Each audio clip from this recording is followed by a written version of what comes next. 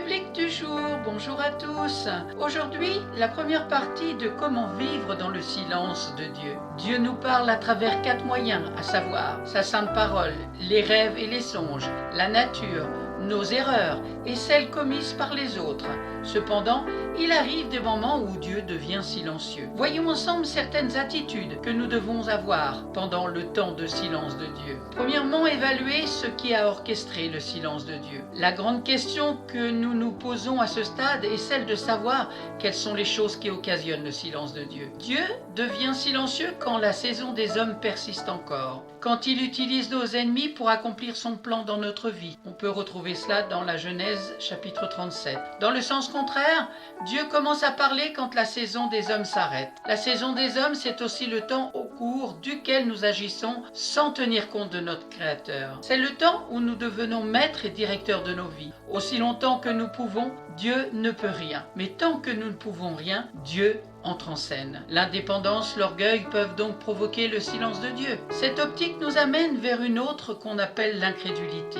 En effet, l'expérience nous apprend qu'on ne peut pas continuer à parler à une personne qui refuse de nous écouter. Dieu déteste les incrédules. En ce sens, il les observe tout simplement et parfois même lorsqu'ils se dirigent vers une fosse. La parfaite souveraineté de Dieu peut également être à la base de son silence. Bien des fois, on se demande si Dieu voit les crimes humanitaires qui se commettent de par le monde, les persécutions et les tribulations auxquelles font face ses enfants. Mais on oublie vite une chose, c'est que Dieu a toujours raison, même quand tout va mal dans notre vie. Et autre chose à savoir, c'est que le silence n'est pas une suspension d'action, car il y a des actions d'envergure qui se trament dans le silence. Généralement, quand Dieu nous construit, il y a un silence qui s'installe. On a comme l'impression qu'il ne nous écoute plus. Ainsi donc, la construction des nouvelles choses de Dieu se fait sans tambour ni trompette. La Bible déclare « Lorsqu'on bâtit la maison, on se servit de pierres toutes taillées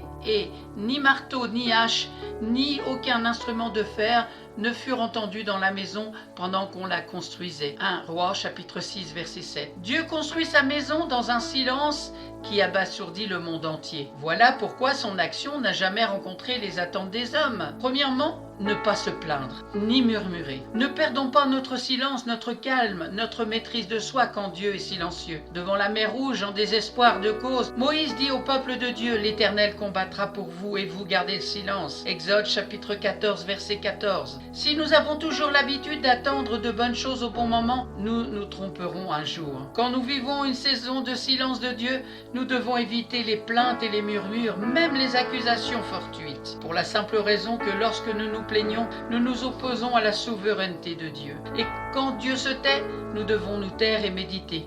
Quand il parle, nous devons parler, témoigner sa grandeur. Quand il se tait et que nous parlons, le diable nous donnera le message. Le silence est aussi le chemin par lequel Dieu passe pour réaliser quelque chose de claironnant à partir de laquelle le monde le glorifiera. Il déteste les plaintifs, les personnes qui murmurent à tout bout de champ. Le murmure est l'une des choses qui empêchera les enfants d'Israël d'entrer dans le territoire de la promesse. Au lieu de nous plaindre, nous devons prier. Mais alors, quel type de prière devons-nous faire? Grande question, n'est-ce pas? À vous de méditer là-dessus. Merci pour votre écoute. C'était la première partie, comment vivre dans le silence de Dieu. La prochaine fois, nous verrons accentuer la prière de repentance et de confession. Merci pour votre écoute, merci pour votre attention. Bonne méditation de la parole de Dieu. Prenez bien soin de vous et à très bientôt.